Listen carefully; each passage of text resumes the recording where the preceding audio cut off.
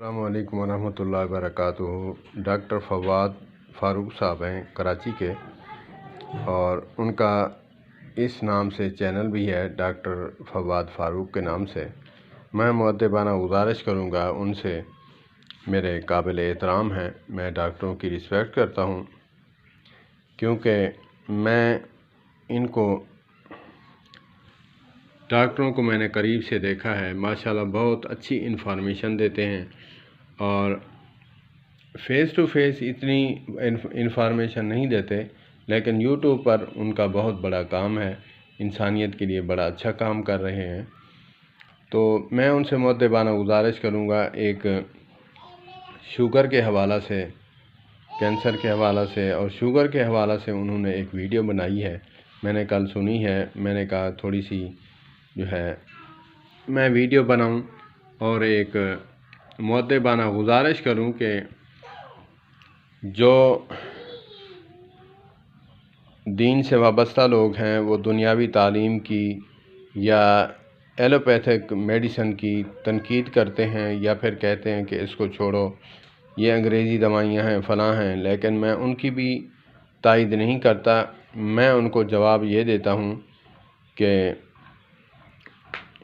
جو جسمانی علاج ہیں ایلوپیتھک یا پھر جڑی بوٹیاں سے کرو، اور روحانی علاج جو ہے ذکر و اذکار سے کرو۔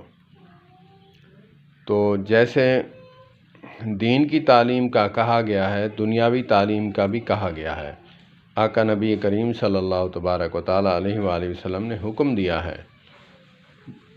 جب مہاجرین ہجرت کر کے آئے تو انصار کو کہا کہ آپ ان کو، مہاجرین کو لکھنا پڑھنا سکھائیں، یہ آپ کو دین کی تعلیم سکھائیں گے۔ تو یہ تو ثابت ہے، جو تنقید کرتے ہیں دنیاوی تعلیم کی وہ بھی غلط ہے۔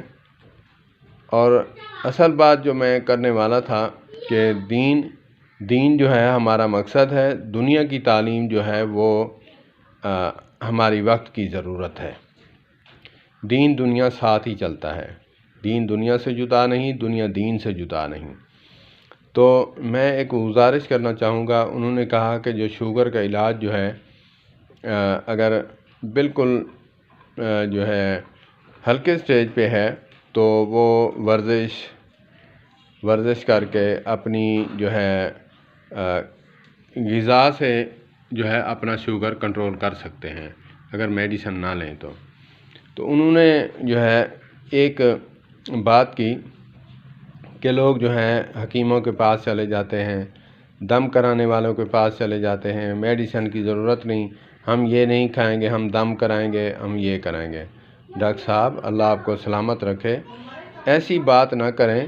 جو ہم مسلمان ہیں تو ہمارا جو ہے عقیدہ ہے کہ اللہ نے انسان کا جسم مٹی سے بنایا ہے، تو اس کی جو غذا ہے وہ زمین میں رکھی ہے، جڑی بوٹیوں میں، تو ہماری جو روح ہے وہ آسمان سے آئی ہے، اس کی غذا بھی آسمانی کتاب سے ہی ہوگی۔ اس کی جو علاج ہے، اس کا علاج، روحانی علاج جو ہے وہ آسمانی کتاب سے ہی ہوگا۔ تو روحانی علاج جو ہے، جب یہ انسان بیمار ہوتا ہے، روحانی اور جسمانی بیماریاں دونوں مکس ہو جاتی ہیں۔ آپ اس کا انکار کیوں کرتے ہیں؟ اللہ کے بندے، آپ یہ کہیں کہ ذکر اذکار بھی کریں، دوائی نہ چھوڑیں۔ روحانی علاج جو ہے ذکر و اذکار سے اور دم اور جو ہے اللہ کے کلام سے ہوگا، اور جسم کا علاج، جسمانی علاج جو ہے وہ میڈیسن سے ہوگا۔ آپ اس کا انکار کیوں کرتے ہیں؟